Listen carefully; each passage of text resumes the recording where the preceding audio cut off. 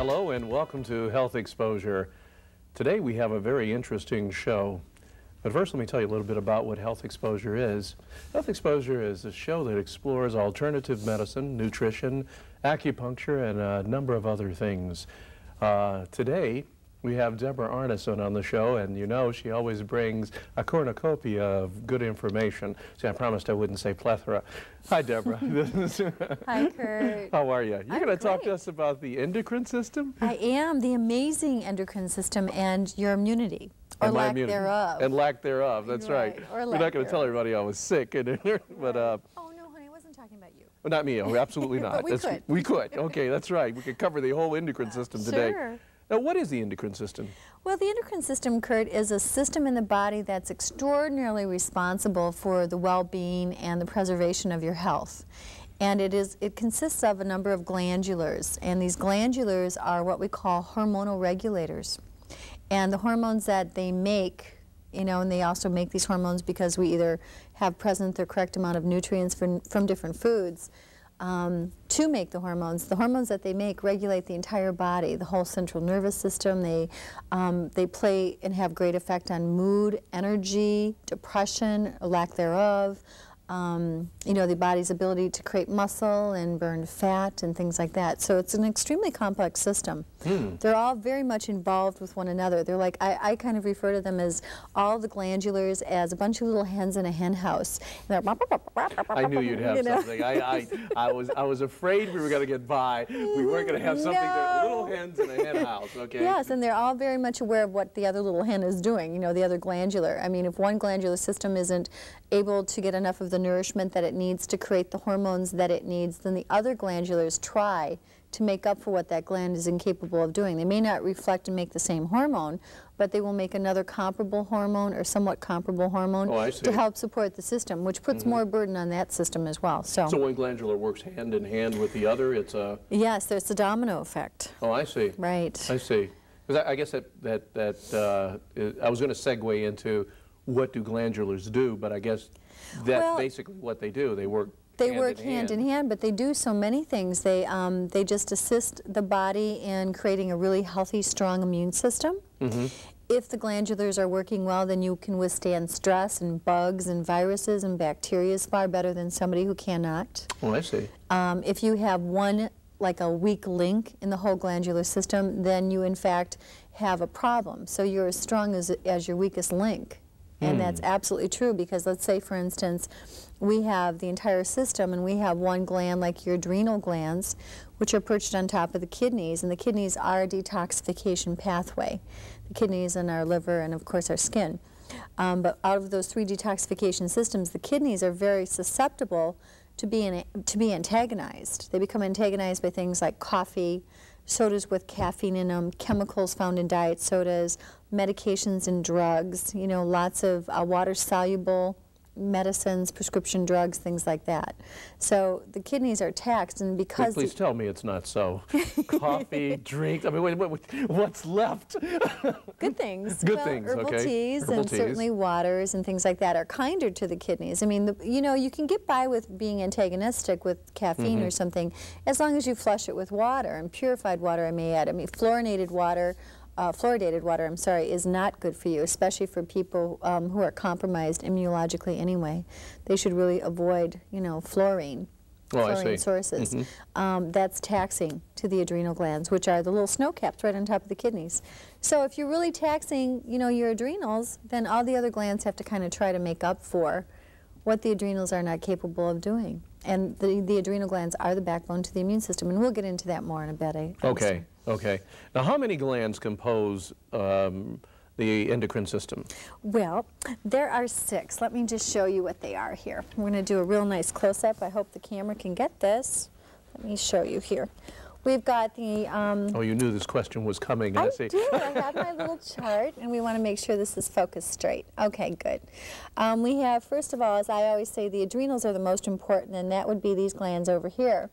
They look like baby walnuts, and these are the ones, again, who are the backbone to the immune system. So for 2 tiny glands, they're extremely responsible. And then we have the thyroid. The thyroid is what we call the king crown gland, and this is at the base of the neck right here. right, where you have your little jugular. And in fact, you'll notice that some people end up with goiters. I'm seeing a lot of people in the last couple of years with goiters, or what we call Graves' disease, which is a hyperactive thyroid. And a hyperactive thyroid, or underactive thyroid to begin with, equals a problem with the thyroid gland functioning well. And behind the king crown gland here, the thyroid gland, we also have the parathyroid. It's a baby butterfly gland that's positioned behind here, so you can't see it very clearly. And the parathyroid promotes the production of thyroxine, or thyroid stimulating hormone, which helps this big gland work well. And this is the guy that helps you to burn fat and create energy, and metabolism is most closely correlated with this gland. Then we have over here the pituitary and the hypothalamus. And the pituitary and the hypothalamus are at the base of the brain, and these are the two glands that regulate depression. And this one here, the pituitary, regulates luteinizing hormone for mothers, for women who are trying to lactate. You know, it's a hormone that we must have once we've had a baby. And sometimes the milk dries up a little bit early, and that would be an indicator that the pituitary isn't getting what it needs. And then we have also over here the pancreas, which is very important. The pancreas is the gland, can you see that? The pancreas is the gland that helps the body to regulate insulin. And insulin is a hormone, again, that and the pancreas is located right underneath the stomach. Okay. It's tucked right underneath there. So as soon as food comes into the gut, there is a signal that relays to the pancreas that, yoo-hoo, there's food here. We're creating some energy from this food. The food is broken down into what we call glucose and then into glycogen for future storage for up to 12 hours. And then the insulin comes out to grab the excess glucose and bring it back down into the muscles, or to get rid of it and store it as fat. So this regulates fat in one sense, and more Americans are having more and more problems with the pancreas, and we'll also get into that a little bit, because they eat too many carbohydrates. Well, that's interesting. Too much coffee, too much sugar, too many carbohydrates, too much pasta, too many bagels. And then, of course, we have the ovaries and the testes, okay? And again, we're seeing more and more people who are having trouble conceiving. You know, men's sperm count is down, and women may show up with all kinds of, you know, testing for fertility, and in fact, nothing seems to be actually non-functioning, but they're having trouble with conception. And a lot of that has to do with the follicles in the ovary. The follicles need to be nourished as well, and these follicles, this is actually where the egg is produced. So if you don't have, you have a healthy ovary but unfunctioning or low functioning follicles, you're in trouble. And then of course we have the kidneys, and the kidneys again are a major filtrator in the body, so these are an area that we detox. So you have to make sure that you're really, really good to this system, because as you can see, these are really important, guys. Really? That's incredible. I mean, a lot of work, and yet it seems it's working as a team.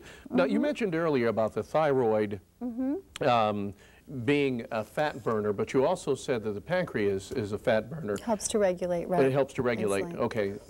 Does one burn more than other? I mean, if you have a good pancreas but a bad thyroid, will you still be able to burn fat? Well, that's a good question. Honestly, Kurt, I'm going to keep this up here because I think it's helpful for people to see this, but the adrenal glands are really the key to all of the glandulars working well, with the exception of the pancreas. The adrenal glands are the guys that push out over 300 plus hormones, steroids, and corticoid steroids on a daily basis. And these glands, once they trigger those steroids, and they produce and create these steroids and hormones from minerals and from glucose. Minerals come from, of course, hopefully, our well-endowed soil. I'm being facetious. Yes, yes. Our soils are pretty depleted of minerals. And then also from glucose, which is what you convert your food into once you eat your food. So again, if you have plenty of glucose, are you okay, honey? Yes. That's okay. If you have plenty of glucose, you'll find that, you know, the adrenals are okay, so to speak. If you have too much, then you really trigger a response to where they're constantly being, you know, stimulated, and they're producing too much of specific hormones. These two glands here, Kurt, these adrenals, they trigger, once they start producing their hormones, the 300 plus a day, they stimulate thyroid function. I'm sorry. That's okay. Thyroid function, again, is a direct correlation to well-functioning adrenals. If the adrenals aren't producing what they need to produce, then the thyroid becomes suppressed. And it's not capable of creating energy, because these glands over here aren't producing enough energy because you're not even eating the right energy from the right sources. So the thyroid gland becomes suppressed, and then the parathyroid gland might become suppressed as well. And then you see people who have fatigue. And if you're tired, we know you're not going to exercise, right? That's a good point. Yes. So That's the correlation between these, and then this gland here also, you know, these two little adrenal glands trigger pituitary and hypothalamus function as well. So it's really important that you have two adrenal glands that are really well supported. So when you talk about that, it's really important to know that you want to take away any antagonists to the adrenals. And again, we mentioned that those would be, you know, synthetic chemical-laden drinks. Alcohol, again, because it goes through the kidney for processing, can be a problem if it's in excess. And certainly caffeine, which is an excitatory drug, and it very much excites the adrenals and makes them overtired. If you're constantly putting in caffeine, they're like, "Whoa!" It's like sticking their little fingers in a socket and just wiring them for sound. So that's the story on the adrenals. That's incredible. What nutrients do they need? The adrenal glands love essential fatty acids, good oils, and they absolutely love minerals and B vitamins. What are essential oils? I get that often where I'll tell people you need essential oils in your, and I know you've done a number of shows on that, but since we're talking specifically about the adrenals, and you again mention essential oils, can you say which one and where they get them? Sure, I'd be happy to. Okay. It's interesting to note too that our country has been essential oil or essential fatty acid deficient for years and years and years, and most of the chronic health problems that I see in my practice are very much related to essential fatty acid deficiency. And I'll give you, for example, and then I'll go into the foods that contain those oils. But for instance, I'm seeing a great deal of hypothyroid these days, you know, low-functioning thyroid glands and low-functioning adrenal glands.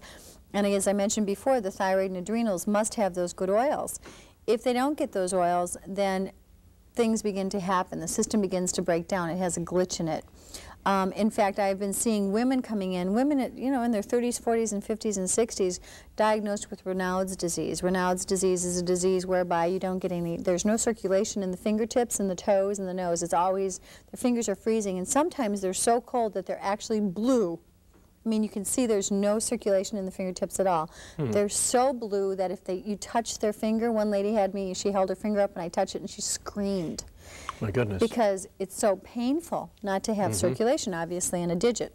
So, what I find is these people are missing essential fatty acids. And I had one 63-year-old woman, just an adorable little woman who'd been diagnosed with this and this and this and this. And I said, oh, you do not have that. I said, what you have is an essential fatty acid deficiency. And I had her start taking her oils every day. And in 3 weeks, she came in and she said, you know what? I am so warm. I'm as warm as toast. I cannot believe it's this simple. And what we're seeing is more and more women in America, and more people in general, Kurt, are not eating good oils and fats. They're very fat phobic because fat has gotten such bad press. And saturated fats, yes, they can be hazardous to your health because once you eat those, you're too full to eat anything else. They're very, very heavy and dense. When you eat the good unsaturated oils, what happens is you're hungry. They fuel the immune system. They kiss and hug the adrenals, you know, all day long, and the thyroid gland, and they help to increase your body temperature and create metabolism in the cells on a cellular level. So these good oils come from foods that are high in oils, of course. They would be avocados. They would be raw seeds and raw nuts, not the kind that get hydrogenated and dried and roasted and that's sugar-coated. important to note. Yes, okay, go on. Raw seeds and nuts. All right. Good wholesome olives and cold water fish, avocado, and oils from those foods. So fish oils, walnut seed oil, safflower, sunflower oil, you know, the EPA oils, olive oil, all of them are very good. Now, most Americans tend to be eating a lot of olive oil because everyone heard, oh, Mediterranean diet is so good for me. Yes, it is. The Mediterranean diet is excellent. However, olive oil is just one type. You need 3 kinds of oils. There's omega-3, omega-6, and omega-9 fatty acids. Olive oil is just one. So you have to do a variety of cold weather and warm weather seeds and nuts, and oils from those seeds and nuts. Oh, I see. So walnut is a cold weather oil, walnut oil, and olive oil is a warm weather oil. And then there's fish oil, which is really cold because deep sea fish swim in cold, cold water. So the omega-3, 6, and 9 fatty acids are important for everybody.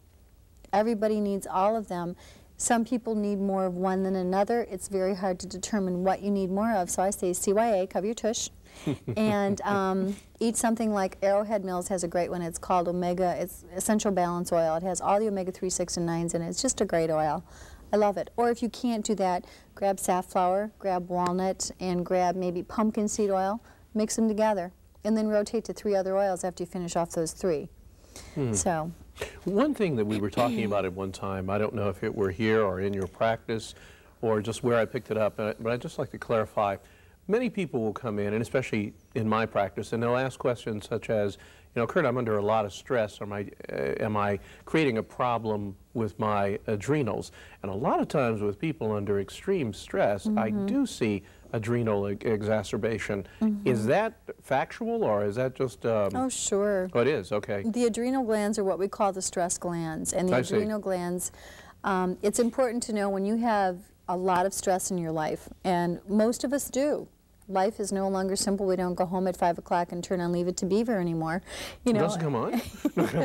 No, he's been off the air for a while. And sit down and have a nice quiet meal that mom's prepared all day in the house. Is, you know, it just doesn't happen. We all have, you know, double lives that we lead. So there's really very little time to relax. So the stress factor in America is so high for everyone. And it's really important to do, you know, a well-balanced diet. Let's just say that. It's like such a flipped term.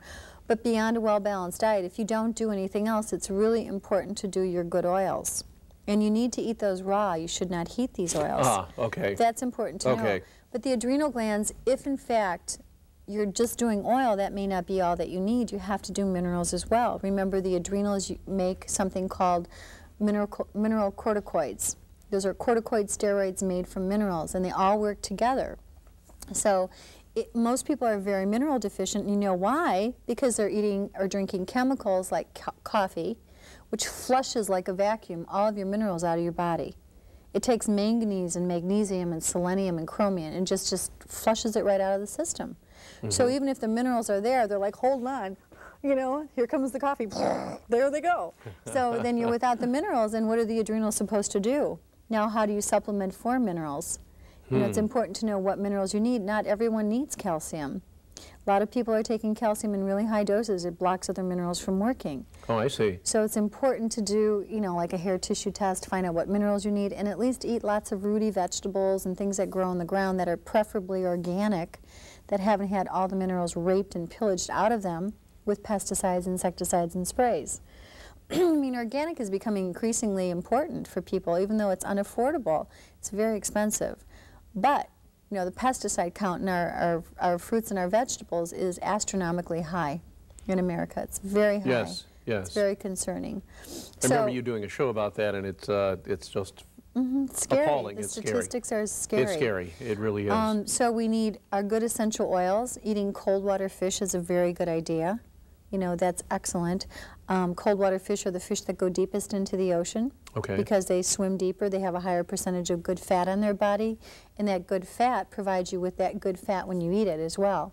Those essential omega, you know, 6 fatty acids are very healthy. Okay. So you need to do good oils on a daily basis. How much should you do?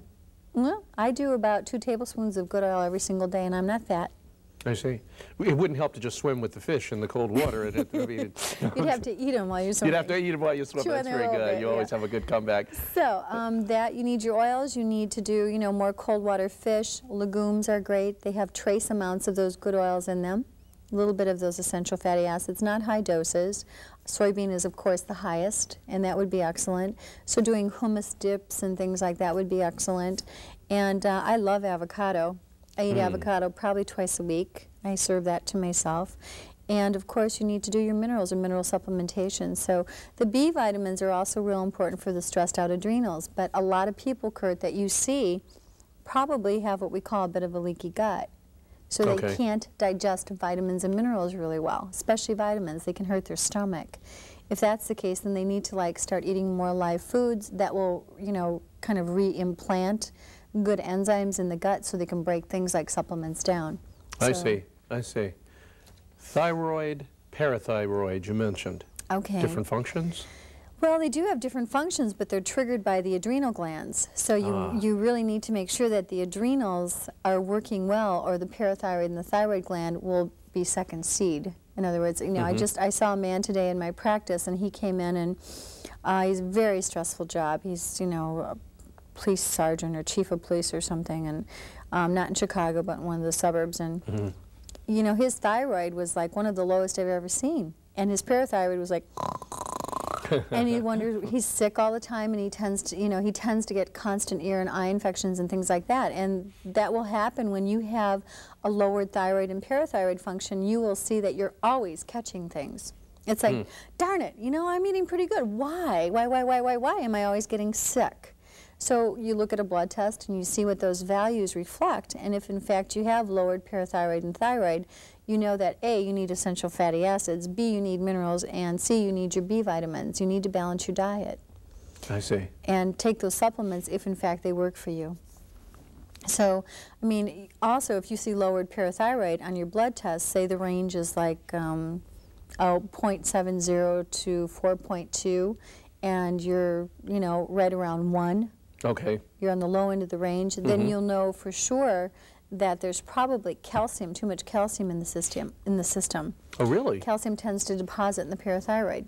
Okay. So interesting. And I'm seeing more and more people with really, really low parathyroid activity. Which would be what? Parathyroid activity would be? The fatigue. Okay. You know, you denote that by a blood test, but they come in generally feeling very tired, and they get sick a lot. And that's what presents. Okay. So if you see lowered parathyroid and lowered thyroid, you always see lowered adrenal, because the adrenals trigger those two glands to be activated. Got it. So if you see high calcium, you have to drive that down. And just a note for our viewing audience, if there's high calcium, and I've been seeing so much of this, I'm like, where on earth are all these people getting all this calcium? Because many people do not supplement with calcium. So I've been looking at labels. And I have not looked at a table salt label in a long time, and they now put dicalcium phosphate in table salt. And now I've been looking at all kinds of packages. There's tricalcium phosphate, dicalcium phosphate, in almost everything as a stabilizer and preservative. So we're being inundated in calcium, and the body's just holding on to it. I see. Not good. So look at your labels. I see. Incredible. So much work being healthy, isn't it, sometimes? My goodness. Well, let's change to another area and ask a little bit about the pancreas. Pancreas is really important, Kurt. Okay. He's this like little fish-shaped gland underneath the tummy here, and deep sea or just no? Okay. No, he's like midsection. Midsection. Okay. And the pancreas is really important because the pancreas regulates insulin, and most people refer to insulin as the one hormone that will keep you from either having diabetes or will help you to obtain diabetes. If you regulate insulin efficiently, then you will find that A, you're lean, B, you have lots of energy, and C, you don't fall asleep after lunch every day. You know, a lot of people who have insulin surges become shaky, or if their insulin drops, same thing. In the world of nutrition, what we look for is homeostasis. We want everything to be right here in the mid-range, not too high, not too low, because if you present symptomatically with a high level of insulin or a low level, you can have exactly the same reaction, meaning that you will shake and you will quake and you will get nauseous. Some people get headaches. So you have to literally sometimes eat 5 meals a day and make sure you get those good oils in there, and do protein at 3 or 4 of your meals. A little bit of protein, 2 or 3 ounces every day to regulate insulin. That's incredible. Yeah. I mean, it's just so much. And you'll get lean. Really and you'll lean. get lean, okay. Pituitary and hypothalamus. The pituitary and hypothalamus, again, are triggered by the adrenals. They need essential oils, lots of good oils, and plenty of fluid. And a lot of women who are lactating, who dry up, tend to be really low on fluid, period, or they have too much stress. And if they go back to work too early and they find that their milk dries up, it's generally because the adrenals are really taxed. So we come back to, like, support the adrenals, you support the entire endocrine system. I see. We have kidneys, and I have a question on ovary and testes. Okay. Now, you touched a little bit on kidneys. Can you go to ovary and testes? Okay. I know I'm going to get questions about that. Sure. Ovary and testes, same thing. They need their essential oils, okay, for those follicles to develop. You see a lot of people with heavy metal body burdens when they don't have well-functioning testes and ovaries, so you have to make sure that the metals are not in the system, because those soft glandulars are where metals tend to deposit. Oh, I see. So you need to get those out. I tell people, you know what, The way you want to look at this is balance your diet and take out antagonists. If you drink 5 cups of coffee a day, please don't. Drink 1. Cut it down to 1 and make sure you never take in that chemical-laden drink on an empty stomach. Always put food in the stomach first to kind of buffer your insulin, because if you drink coffee on an empty stomach, you're shooting lots of insulin into the system. It's like opening a floodgate. That is a phenomenal statement. It is. When you know that when you're headed out to work in the morning, you see many people lined up at many local coffee places with the first thing in their hand is a coffee cup. Well, it is a drug.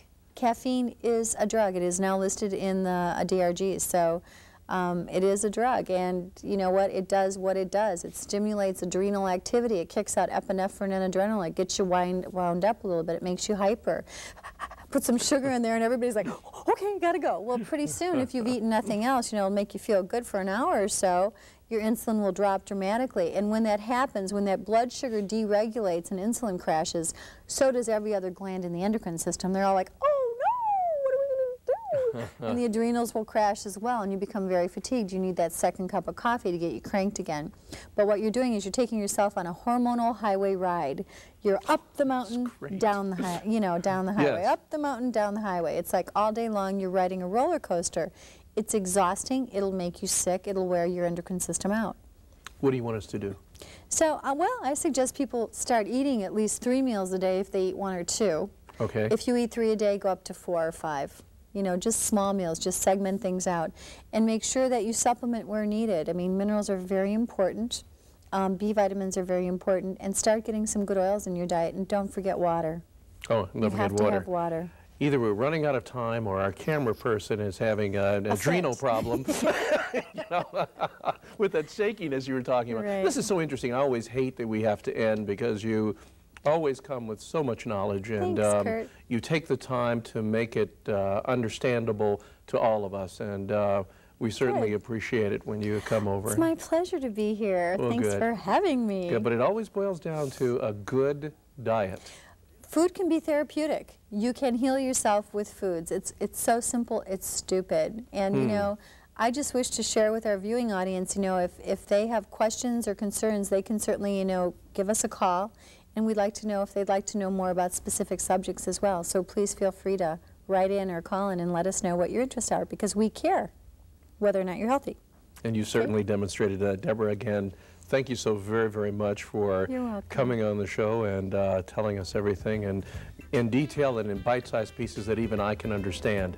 Well, You're you got welcome. another show. That's a wrap for this time, and I certainly appreciate you tuning in. And do take Deborah up on her offer to call and find out more.